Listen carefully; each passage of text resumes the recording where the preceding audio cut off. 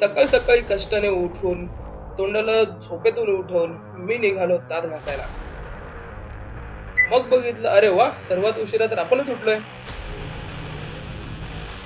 घेतला आयता बनवलेला चाय आणि खाल्लं जे होतं ते.